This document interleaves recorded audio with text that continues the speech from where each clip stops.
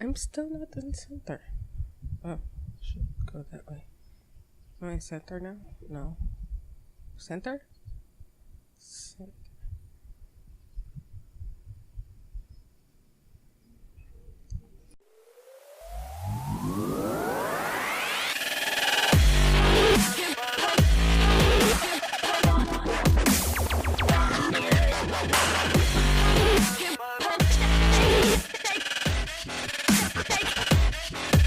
What's up, guys, and welcome to today's Reading with Feeling, aka Harry Potter Week Day 2. Today's reading is from Tales of Beedle the Bard. It's one of my favorite stories from the book, The Fountain of Fair Fortune. High on a hill in an enchanted garden, enclosed by tall walls and protected by strong magic, flowed the Fountain of Fair Fortune. Once a year, between the hours of sunrise and sunset on the longest day, a single unfortunate was given the chance to fight their way to the fountain, bathe in its waters, and receive fair fortune forevermore. On the appointed day, hundreds of people traveled from all over the kingdom to reach the garden walls before dawn. Male and female, rich and poor, young and old, of magical means and without, they gathered in the darkness, each hoping that they would be the one to gain entrance to the garden. 3 witches, each with her burden of woe, met on the outskirts of the crowd and told one another their sorrows as they waited for sunrise. The first, by name Asha, was sick of a malady no healer could cure. She hoped that the fountain would banish her symptoms and grant her a long and happy life. The second, by the name Altheda, had been robbed of her home, her gold, and her wand by an evil sorcerer. She hoped that the fountain might relieve her of her powerlessness and poverty. The third, by name Amada, had been deserted by a man whom she loved dearly, and she thought her heart would never mend. She hoped that the fountain would relieve her of her grief and longing. Pitying each other, the 3 women agreed that, should the chance befall them, they would unite and try to reach the fountain together. The sky was rent with the first ray of sun, and a chink in the wall opened. The crowd surged forward, each of them shrieking their claim for the fountain's benison. Creepers from the garden beyond snaked through the pressing mass and twisted themselves around the first witch, Asha. She grasped the wrist of the second witch, Altheda, who seized tight upon the robes of the third witch, Amada. And Amada became caught upon the armor of a dismal-looking knight who was seated on a bone-thin horse. The creepers tugged the 3 witches through the chink in the wall, and the knight was dragged off his steed after them. The furious screams of the disappointed throng rose upon the morning air, then fell silent as the garden walls sealed once more. Asha and Altheda were angry with Amada, who had accidentally brought along the knight. "Only one can bathe in the fountain. It will be hard enough to decide which of us it will be without adding another." Now, Sir Luckless, as the knight was known in the land outside the walls, observed that these were witches, and, having no magic, nor any great skill at jousting or dueling with swords, nor anything that distinguished the non-magical man, was sure that he had no hope of beating the 3 women to the fountain. He therefore declared his intention of withdrawing outside the walls again. At this, Amada became angry too. "Faint heart," she chided him. "Draw your sword, knight, and help us reach our goal." And so the 3 witches and the forlorn knight ventured forth into the enchanted garden, where rare herbs, fruit, and flowers grew in abundance on either side of the sunlit paths. They met no obstacle until they reached the foot of the hill on which the fountain stood. There, however, wrapped around the base of the hill, was a monstrous white worm, bloated and blind. At their approach, it turned a foul face upon them and uttered the following words: Pay me the proof of your pain." Sir Luckless drew his sword and attempted to kill the beast, but his blade snapped.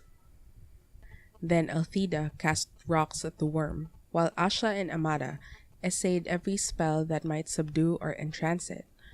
But the power of their wands was no more effective than their friend's stone or the knight's steel. The worm would not let them pass. The sun rose higher and higher in the sky, and Asha, despairing, began to weep. Then the great worm placed its face upon hers and drank the tears from her cheeks. Its thirst assuaged, the worm slithered aside and vanished into a hole in the ground. Rejoicing at the worm's disappearance, the three witches and the knight began to climb the hill, sure that they would reach the fountain before noon. Halfway up the steep slope, however, they came across words cut into the ground before them. "Pay me the fruit of your labors." Sir Luckless took out his only coin and placed it upon the grassy hillside, but it rolled away and was lost. The three witches and the knight continued to climb, but though they walked for hours more, they advanced not a step. The summit came no nearer, and still the inscription lay in the earth before them. All were discouraged as the sun rose over their heads and began to sink towards the far horizon, but Althea walked faster and harder than any of them, and exhorted the others to follow her example, though she moved no further up the enchanted hill. "Courage, friends, and do not yield!" she cried, wiping the sweat from her brow. As the drops fell glittering onto the earth, the inscription blocking their path vanished, and they found that they were able to move upwards once more. Delighted by the removal of the second obstacle, they hurried towards the summit as fast as they could, until at last they glimpsed the fountain, glittering like crystal in a bower of flowers and trees. Before they could reach it, however, they came to a stream that ran round the hilltop, bearing their way. In the depths of the clear water lay a smooth stone bearing the words, "Pay me the treasure of your past." Sir Luckless attempted to float across the stream on his shield, but it sank. The three witches pulled him from the water, then tried to leap the brook themselves, but it would not let them cross, and all the while the sun was sinking lower in the sky. So they fell to pondering the meaning of the stone's message, and Amada was the first to understand. Taking her wand, she drew from her mind all the memories of happy times she had spent with her vanished lover, and dropped them into the rushing waters. The stream swept them away, and stepping stones appeared, and the three witches and the knight were able to pass at last onto the summit of the hill. The fountain shimmered before them, set amidst herbs and flowers rarer and more beautiful than any they had yet seen. The sky burned ruby, and it was time to decide which of them would bathe. Before they could make their decision, however, frail Asha fell to the ground. Exhausted by their struggle to the summit, she was close to death. Her three friends would have carried her to the fountain, but Asha was in mortal agony and begged them not to touch her. Then Althea hastened to pick all those herbs she thought most hopeful and mixed them in Sir Luckless's gourd of water and poured the potion into Asha's mouth. At once Asha was able to stand. What was more, all symptoms of her dread malady had vanished. "I am cured," she cried. "I have no need of the fountain. Let Althea bathe." But Althea was busy collecting more herbs in her apron. "If I can cure this disease, I shall earn gold aplenty. Let Amada bathe." Sir Luckless bowed and gestured Amada towards the fountain, but she shook her head. The stream had washed away all regret for her lover, and she saw now that he had been cruel and faithless, and that it was happiness enough to be rid of him.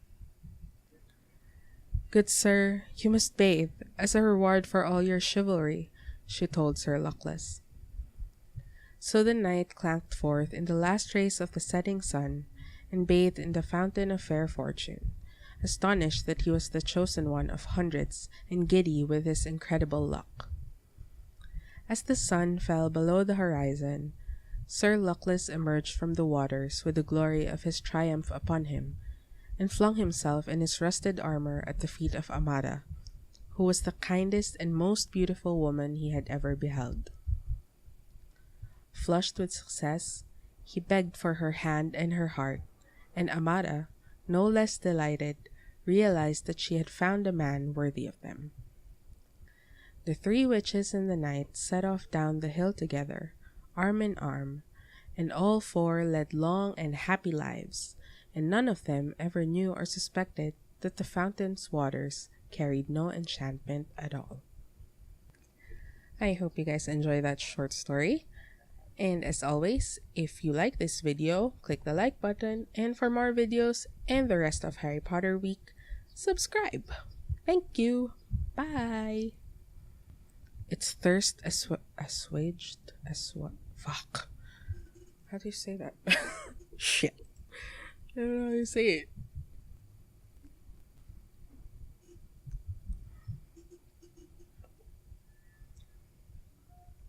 Motherfucker, how do you say it? Assuage. Okay, thank you. Thanks, Google.